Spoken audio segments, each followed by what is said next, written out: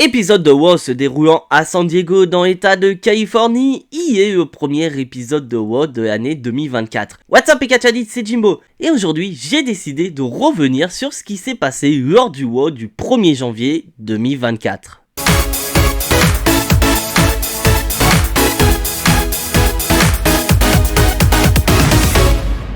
Et avant de passer au résultat de cet épisode de WoW que je trouve excellent, donc oui, j'ai décidé de démarrer très fort en donnant mon avis de cet épisode de WoW. Je tiens à souhaiter une très bonne année 2024 à vous tous catchadites qui me soutiennent depuis pas mal de temps sur la chaîne, en espérant que tous vos projets, que ce soit du côté professionnel ou encore du côté personnel, puissent voir le jour cette année, et en espérant que votre passion du catch reste très forte, car avec ce qu'on nous a annoncé pour l'année 2024, là clairement notre passion peut que rester forte. Et pour cet épisode de WoW, la WWE a décidé de mettre les bouchées doubles avec du 2 matchs de championnat opposant dans un premier temps WAWP à Ivy et surtout que ce soir dans le main event de cet épisode de WoW, Seth Rollins défendra son titre de champion du monde poids lourd face à un certain Drew McIntyre. Bien sûr, il y aura d'autres choses qui vont être très intéressantes, notamment une confrontation entre Becky Lynch et Nia Jax, ou encore un Miss TV avec le Judgment Day en invité spécial. Mais voilà, j'ai assez parlé catchadit, c'est parti pour les résultats de WoW. Et après que Michael Cole et Wade Barrett nous aient souhaité la bonne année, nous accueillons Becky Lynch qui doit faire face à Nia Jax. Et les commentateurs nous ont souligné que c'est la première fois que Becky Lynch et Nia Jax s'affrontent, sachant que toute cette histoire a commencé il y a de ça quelques années, lorsque Nia Jax a porté ce fameux coup de poing au visage de Becky Lynch, et ce coup de poing a permis de lancer la carrière de Becky Lynch. Et vous allez voir les catchadites que ce coup de poing est le point central de cette confrontation entre Becky Lynch et Nia Jax, car il y a 2 semaines, je vous rappelle, catchadites, Nia Jax a avoué que ce coup de poing qu'elle a porté à Becky Lynch n'était pas à pleine puissance, et qu'elle mettait au défi Becky Lynch de recevoir ce coup de poing à pleine puissance, car si Nia Jax dégaine son coup de poing, Becky Lynch est out. Et au bout de quelques minutes de combat, Nia Jax va vouloir porter ce fameux coup de poing à Becky Lynch, sauf que Becky Lynch va esquiver et Nia Jax va donner son coup de poing au poteau. Donc ce qui fait que Nia Jax est potentiellement blessée et ne pourra pas porter ce fameux coup de poing à pleine puissance. Et tout ça va représenter une opportunité à Becky Lynch. Car il faut quand même souligner qu'il y a quand même une sacrée différence physique entre Becky Lynch et Nia Jax. Et Becky Lynch n'aura pas le choix de sortir certaines de ses plus grosses prises. Mais bordel, j'ai adoré ce combat entre Becky Lynch et Nia Jax. Parce que c'est vrai, d'habitude, je critique Nia Jax, mais je sais reconnaître quand elle fait un très bon combat. Et là, c'est le cas, face à Becky Lynch, Nia Jax est irréprochable.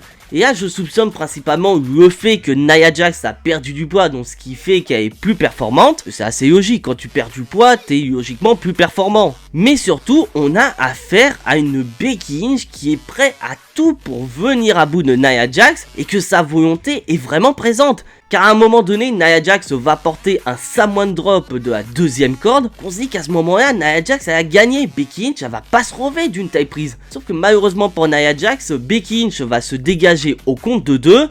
Et comme je le rappelle, Nia Jax a porté son coup de poing sur le poteau, donc elle est blessée. Et Becky Lynch voit cette blessure comme une opportunité et n'hésitera pas à plusieurs reprises à porter son Disarmer. Mais ça ne marchera pas. Et on va arriver à cette séquence finale où Becky Lynch s'apprête à porter un leg drop de la 3ème corde. Sauf qu'au moment de porter cette prise, elle va se faire accueillir par ce fameux coup de poing de Nia Jax. Et Nia Jax va enchaîner avec son Banzai Drop pour le compte de 3. Et ainsi devenir la première catcheuse de l'année 2024 à remporter un combat. Et c'est vrai qu'au tout début, j'étais assez étonné de voir Nia Jax remporter combat face à Becky Lynch. Mais après plusieurs minutes de réflexion, je trouve personnellement que cette victoire de Nia Jax est assez logique. Car on est tous d'accord, et catchadit, la route de Becky Lynch va croiser certainement celle d'une certaine WAWP du côté de WrestleMania. Sauf que le problème pour Becky Lynch, c'est que WAWP domine le roster féminin depuis pratiquement 1 an. C'est devenu une montagne difficile à franchir, même pour quelqu'un comme Becky Lynch. Donc le truc, c'est qu'il faut profiter de ces quelques mois avant WrestleMania pour commencer à construire Becky Lynch très forte. Et justement, une défaite contre Nia Jax peut lui permettre de se remettre en question. Pourquoi pas se diriger vers le Royal Rumble, le gagner, soit dit en passant, pour pouvoir ainsi affronter WAWP. Et de l'autre côté, la victoire de Nia Jax peut potentiellement lui ouvrir l'opportunité d'un match de championnat face à Rhea Ripley. Parce que bon, je pense qu'on est tous d'accord avec l'annonce du match de championnat entre Rhea Ripley et Ivy Nile. On ne doute pas du tout du résultat, donc il faut présenter une challengeuse à Rhea Ripley pour le Royal Rumble. Et qui sait, si ça se trouve, c'est peut-être Nia Jax la prochaine challengeuse de Rhea Ripley. Dites-moi dans les commentaires ce que vous en pensez. Et après cet incroyable opener entre Nia Jax et Becky Lynch, nous accueillons The American Nightmare Cody Rhodes, un Cody Rhodes qui va dans un premier temps nous souhaiter une très bonne année 2024, mais on a surtout affaire à un Cody Rhodes qui veut régler ses comptes avec un certain Shinsuke Nakamura, donc Cody Rhodes invite ce dernier à le rejoindre dans le ring, mais comme on s'y attendait tous ces catchadites, Shinsuke Nakamura ne va pas arriver pour confronter Cody Rhodes. Non, Shinsuke Nakamura va apparaître sur écran géant, et on a affaire à un Shinsuke Nakamura très satisfait car il ne s'attendait absolument pas à avoir réussi aussi facilement à rentrer dans la tête de Cody Rhodes, mais surtout qu'il ne s'attendait pas à ce que ce soit aussi facile pour lui d'être l'auteur du dernier chapitre de l'histoire de Cody Rhodes. Mais voilà, Nakamura y est prêt à terminer son histoire avec Cody Rhodes, mais pas pour cet épisode de Raw et Catch Addict, car Shinsuke Nakamura va laisser une semaine à Cody Rhodes pour rêver, et la semaine prochaine à Raw, il va mettre fin à l'histoire de Cody Rhodes. Donc une promo tout à fait classique, mais une promo qui fonctionne très bien, parce que bon, avec le Royal Rumble qui arrive à grands pas, je pense qu'on est arrivé au bout d'histoire entre Cody Rhodes et Shinsuke Nakamura. Donc quoi que de mieux que de planifier un match la semaine prochaine entre les deux catcheurs. Et là je vous dis honnêtement les catch addicts, avec ce qui va arriver, je pense que Cody Rhodes va battre Nakamura la semaine prochaine. Après ce qui s'est passé la semaine dernière autour de Kofi Kingston, Jey Uso et Imperium, nous retrouvons Jey Uso et Kofi Kingston qui font équipe pour faire face à Giovanni Vinci et Ludwig Kaiser. Et bordel, j'ai adoré cette association entre Kofi Kingston et Jey Uso. Bon, je vous rappelle quand même, Jey Uso, Kofi Kingston, Jey Uso, le New Day, tout ça, dont deux des plus grandes équipes de l'histoire de la WWE qui nous ont proposé d'excellentes rivalités ces dernières années. Et de voir Jey Uso et Kofi Kingston faire équipe, franchement, j'ai surkiffé. Et on va voir que durant l'intégralité du combat, tout tourne autour de Jey Uso, car malheureusement pour Kofi Kingston, il va se faire démolir par Imperium durant tout le combat. Et au moment où Jey Uso s'apprête à rentrer dans le ring, il va se passer quelque chose d'assez dramatique pour Imperium. Et plus précisément pour Giovanni Vinci, car on va voir que Giovanni Vinci est totalement KO, à quel point que l'arbitre va faire le fameux signe X, car petit piqueur de rappel, catch addict, ça arrive que les catcheurs se blessent durant les combats, mais c'est vrai que la plupart du temps ce sont des blessures scénarisées qui ont pour but de donner de l'intensité au storyline en cours. Donc quand vous voyez un arbitre faire ce fameux signe, ça veut dire que le catcheur s'est réellement blessé, ce n'est pas une blessure fictive. Donc l'arbitre fait ce fameux signe et on se demande à quel moment Giovanni Vinci s'est blessé.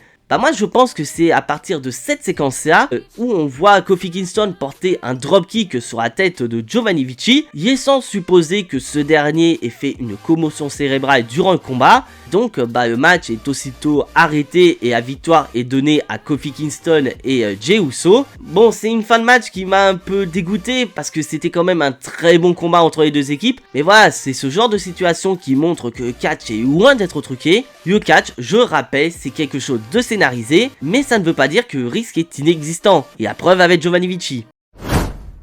Et après cette petite frayeur, les catch addicts, accueillons The Miz pour le premier Miz TV Show de cette année 2024. Et pour ce premier Miz TV Show de 2024, le Miz a pour invité spécial le Judgment Day, donc il invite ces derniers à venir dans le ring.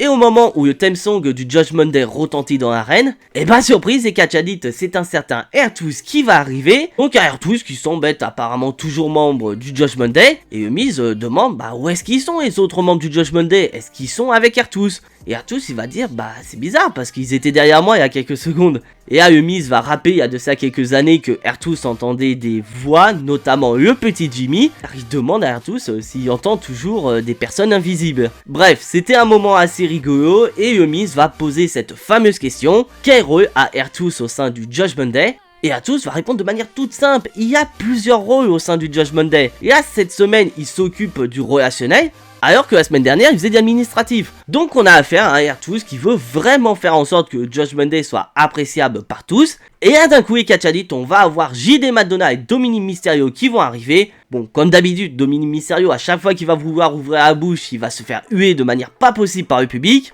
Donc, ce qui fait que ça énerve un tout petit peu. Mais surtout que la promo va tourner autour d'un certain JD Madonna. Car pour rappel, Catch Addict, JD Madonna a perdu un match contre R-Truth. Et la stipulation, c'était que le perdant de ce combat quitte Judgment Day. Et d'ailleurs, ils vont se poser cette question. Pourquoi JD Madonna est toujours membre du Judgment Day alors qu'il est censé avoir perdu? Et R-Truth, il va nous rappeler, il a battu JD Madonna il y a 2 semaines. Donc logiquement, JD Madonna n'est plus membre du Judgment Day. Et pour une fois, le Miz est d'accord avec les propos d'R-Truth. Mais voilà, tout ça, ça va énerver JD Madonna et surtout Dominic Mysterio. Et Dominic Mysterio, bien qu'il se fasse huer par le public, il va rappeler que l'année 2023 de The Miz était très décevant, surtout ces derniers mois où il s'est fait rouler dessus par Gunther, ce qui fait qu'à l'heure actuelle, le Miz n'a plus droit à un match de championnat pour le titre intercontinental tant que Gunther est le champion. Mais voilà, le Miz c'est pas le meilleur au promo pour rien, car le Miz il va rappeler que du côté de Dominic Mysterio, 2023 n'était pas si ouf que ça pour lui, car il va nous rappeler que du côté de WrestleMania, Dominic Mysterio s'est fait taper par son père. Bon après si c'était que ça, c'était pas trop dérangeant, mais il va rappeler que Dominic Mysterio se fait trimballer par UAWP, mais surtout que ces derniers jours, et plus précisément du côté du Madison Square Garden, Dominic Mysterio s'est fait botter cul par un certain CM Punk. Donc tout ça, ça va énerver Dominic Mysterio et il veut faire en sorte que la série de défaites de The Miz continue. Donc il propose un match tag team entre lui et JD Madonna contre The Miz et R-Truth. Donc The Miz, lui, ça lui pose pas de problème, bien au contraire, il a déjà fait équipe avec R-Truth. Donc pour The Miz, il n'y a pas de problème, ça signifie le retour de The Awesome Truth. Mais là, ça va être comique parce que R-Truth, lui, il se croit toujours membre du Judgment Day. Donc lui, il s'attend à faire équipe soit avec Dominic Mysterio ou encore JD Madonna. Mais voilà, moment assez rigolo avec R-Truth et on enchaîne avec le combat. Et dans l'ensemble, le combat, j'ai pas grand chose à dire, c'est un match assez correct entre les deux équipes, mais vraiment c'est R-Truth qui anime le combat, que R-Truth il est toujours persuadé être membre du Judgment Day, donc devinez ce qu'il va faire R-Truth durant le combat. Et bah oui, il y a des moments où il va se positionner dans le coin du Judgment Day, et il ira même jusqu'à demander le tag à Dominic Mysterio ou encore JD Madonna. Et Dominic Mysterio et JD Madonna continuent de dire que R-Truth ne fait surtout pas partie du Judgment Day, mais c'est bizarre quand ça rentre dans leur intérêt, ils aiment bien dire à R-Truth que finalement c'est un membre du Judgment Day, parce que le Miz va se retrouver dans la pire des situations et il est à la merci du Judgment Day. Et là on a JD Madonna et Dominic Mysterio qui tentent de raisonner R-Truth en lui disant voilà, en tant que membre du Judgment Day tu dois nous aider à gagner, donc tu dois frapper The Miz. Et là R-Truth il s'apprête à frapper The Miz, il ira même lui dire désolé Miz mais il faut que je le fasse pour le bien du Judgment Day. Mais heureusement pour The Miz, R-Truth va se rater et va porter une droite à JD Madonna, ce qui va permettre à The Miz de porter son Skull Crushing Finale pour le compte de 3 et ainsi démarrer son année 2024 très très fort avec une victoire. Bon, c'était un match plutôt rigolo et on voit bien que R-Truth, selon lui, c'est un plan entre lui et le Judgment Day. Il suffit de voir les différents clins d'œil qu'il va faire à Dominic Mysterio et à JD Madonna. Bon, après ce moment drôle et Catch Addict, il est quand même temps de passer aux choses sérieuses. Et quel meilleur moyen que d'accueillir Ivy Nile qui fait route vers le ring pour le plus grand combat de sa carrière, car elle va affronter Rhea Ripley pour le titre de championne de la WWE. Bon, je vous cache pas les Catch Addict, j'avais un petit peu peur pour ce combat, on va pas se voiler la face, on connaissait très bien le résultat du combat avant même qu'il démarre, mais c'est vrai que j'avais un petit peu peur que le match soit qu'un squash match, qu'au final le match aurait duré 2-3 minutes et Rhea Ripley aurait rouillé sur Ivy Nile. Et bah pas du tout les Catch Addict, on a droit à un combat d'une bonne dizaine de minutes. Et bordel, quel excellent combat entre Ivy Nile et Rhea Ripley, car j'ai pas beaucoup suivi Ivy Nile du côté de NXT, mais je sais qu'elle n'a pas beaucoup été mise en avant. Je crois que de mémoire, elle n'a jamais eu de match de championnat. Donc ce qui fait que Ivy Nile, bah techniquement, c'est censé être une adversaire facile pour Rhea Ripley. Sauf que dans les Catch Addict, Ivy Nile va quand même mettre des bâtons dans les roues de Rhea Ripley, et elle va quand même nous faire des séquences totalement dingues avec une German Suplex à l'extérieur, ou encore une autre German Suplex au niveau de la deuxième corde. Donc vraiment, Rhea Ripley, elle a des difficultés à faire face à Ivy Nile. Et franchement, c'était tout à fait dingue et le public va chanter This is awesome. Mais malgré toute la volonté de Ivy Nile, on se doutait bien qu'elle n'allait pas remporter le combat. Mais tout ça va énerver Rhea Ripley et elle va faire son enchaînement pour finir avec son whip type pour le compte de 3. et ainsi conserver son titre de championne. Bon, ok, je suis d'accord avec vous, le match était très prévisible, mais d'un autre côté, c'est un match qui va servir aux deux catcheuses. Bon, déjà, celle qui va ressortir grandie de ce combat, c'est Ivy Nile. Quand même, c'est son premier match en solo dans le main roster. Son premier match en solo, c'est ni plus ni moins qu'un match de championnat contre Rhea Ripley. C'est pas n'importe quoi, et elle a quand même mis des bâtons dans les roues de la championne. Donc là, clairement, Ivy Nile, je suis curieux de voir la suite de son évolution au sein du roster de War. Et du côté de Rhea Ripley, bah elle aussi, elle en est ressortie grandie. Car ça montre que d'un côté, bien qu'elle soit construite très très forte, il ne faut pas qu'elle sous-estime ses adversaires. Car si elle le fait, ça pourrait très bien se retourner contre elle. On l'a vu avec Ivy Nile. Mais bon, je pense qu'on est tous d'accord, Rhea Ripley ne va pas perdre son titre avant WrestleMania, voire même après WrestleMania, soit dit en passant. Quand même, le règne de Rhea Ripley est tout simplement incroyable. Certes prévisible, mais incroyable quand même.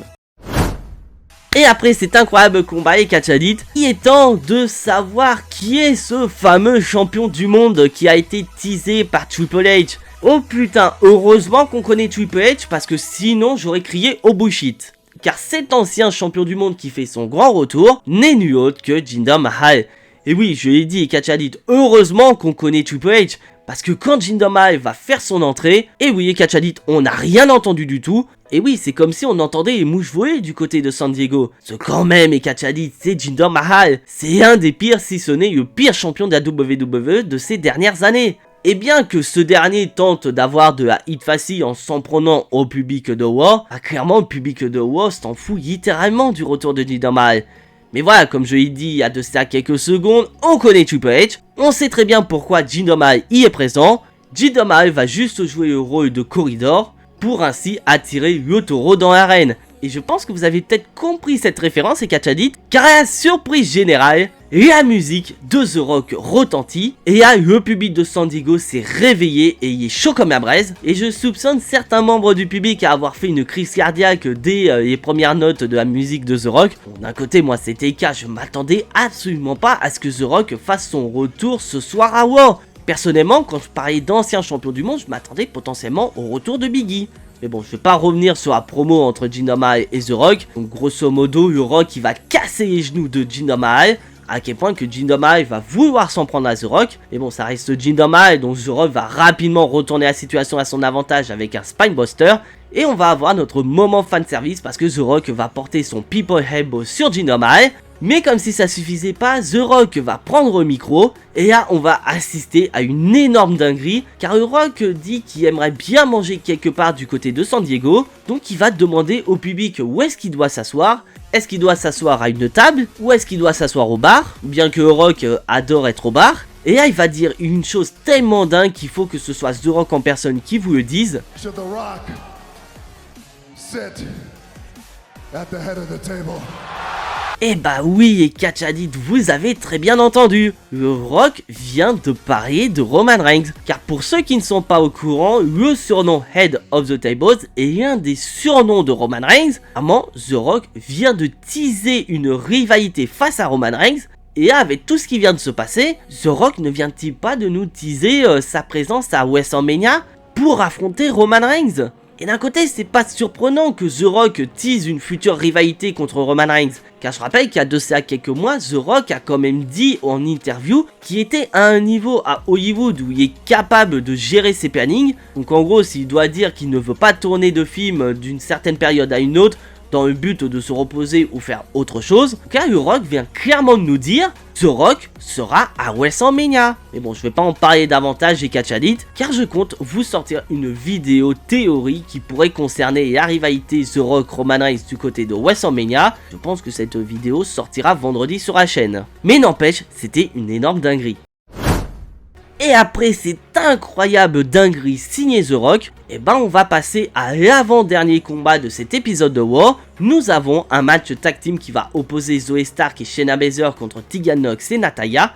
Mais avec la grosse dinguerie qu'on a eu de The Rock précédemment, et sachant que le prochain combat c'est le main event opposant Seth Rollins et Drew McIntyre, moi personnellement j'ai utilisé ce combat pour redescendre en température, bien que je reconnaisse que le match est plutôt correct entre les deux équipes, mais voilà, je me suis pas tant investi que ça. Donc victoire de Zoey Stark et de Shayna Baszler, et une victoire qui pourrait très bien les diriger vers un futur match de championnat. Sachant que je vous ai pas dit, mais un petit peu plus tôt lors de cet épisode de War, on a eu droit à une vidéo montrant une confrontation entre Katana Chance et Kayden Carter contre Piper Niven et Chelsea Green, ce qui a abouti à un futur match la semaine prochaine.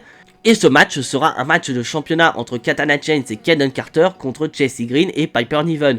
Personnellement, je pense qu'on est tous d'accord, ça va être Katana Chance et Kayden Carter qui vont remporter le combat. Bah faut quand même les mettre en avant. Maintenant, les catch addicts, il est temps de passer au main event de cet épisode de War. Drew McIntyre avance dans le ring dans le but de réaliser son rêve. Et son rêve, c'est de devenir champion du monde poids lourd face à un Seth Rollins qui s'apprête à défendre son titre World Heavyweight pour la première fois de cette année 2023. Ah, Seth Rollins, il commence très fort parce que Roman Reigns, sa première défense de titre de 2024, ça sent Royal Rumble. Oui, mais bon, je vous rassure les catch addicts, c'est à ce pic que je vais envoyer à Roman Reigns sur cet épisode de War. Et bordel, quel incroyable main event entre Seth Rollins et Drew McIntyre. D'un côté, ça me surprenait guère parce qu'on a déjà eu ce match du côté Quanjol et c'était littéralement le match de la soirée. Et personnellement, je m'attendais à ce que ce combat soit dans la continuité de leur match précédent. Et personnellement, c'est le cas, c'est un excellent combat. Et surtout qu'on a affaire à un tout nouveau Drew McIntyre. Un Drew McIntyre qui est vraiment prêt à tout pour battre Seth Rollins et devenir champion du monde poids lourd. Car comme il a dit il y a de ça quelques temps, Drew McIntyre ne veut pas le titre World Heavyweight. Il a besoin du titre World Heavyweight. Donc ce qui fait que ce soit Drew McIntyre ou Seth Rollins qui ressortira vainqueur de ce combat, et bah il ne ressortira pas indemne de cette confrontation. Et je rappelle les catch addicts qu'il y a une épée de Damoclès qui plane autour du titre de champion du monde poids lourd. Une épée de Damoclès qui est symbolisée par une maillette Money in the Bank. Et durant le combat et à la surprise de Seth Rollins, Damien Priest, accompagné de Dominic Mysterio, va arriver. Un Damien Priest qui s'apprête à cash in sa maillette.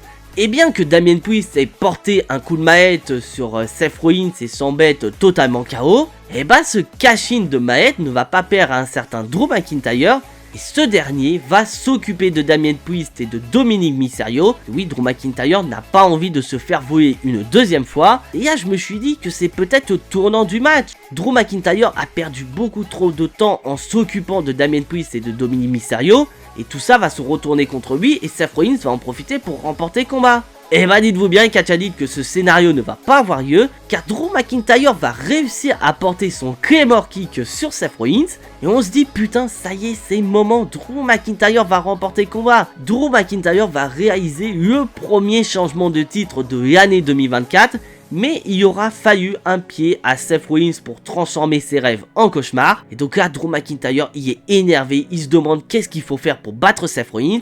Et bah, il va se rappeler qu'il est prêt à tout pour devenir champion du monde poids lourd. Donc qu'est-ce qu'il va faire les catch addicts? Et bah oui, pour faire en sorte que Seth Rollins ne puisse plus et bah oui, Drew McIntyre va faire en sorte que Seth Rollins ne puisse plus se relever et ce dernier veut le faire passer à travers la table des commentateurs. Sauf que cette idée va se retourner contre Drew McIntyre parce que Seth Rollins va contrer en portant un pedigree. Donc en plus de retourner la situation à son avantage, Seth Rollins va remettre Drew McIntyre dans le ring et porter son stomp pour le compte de 3, conserver son titre de champion World Heavyweight. Donc maintenant, qu'est-ce qui va se passer pour les deux catcheurs? Bon, déjà, il y a plusieurs théories. Déjà, on peut laisser supposer que Drew McIntyre va se lancer dans une rivalité contre le Judgment Day, car il pourrait très bien trouver une nouvelle excuse en disant que s'il a perdu, ce n'est pas de sa faute, c'est la faute du Judgment Day.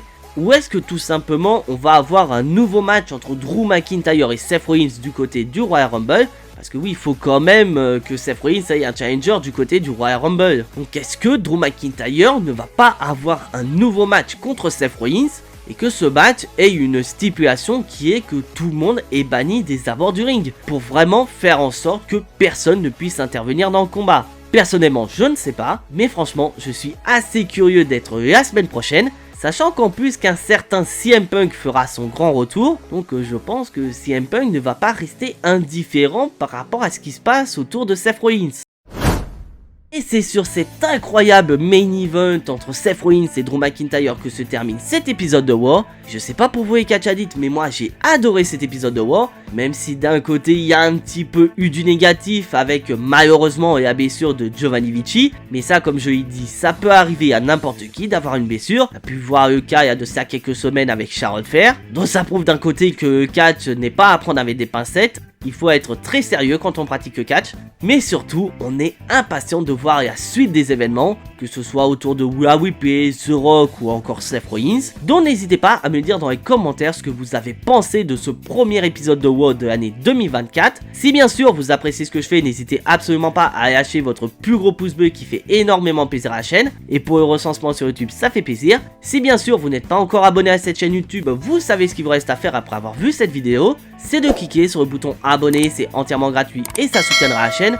Et bordel, je ne peux que vous remercier d'être autant présent sur la chaîne, car j'avais fait un petit pari avec mes collègues de travail, et ce pari c'était qu'on atteignait 1500 abonnés avant le 1er janvier à minuit.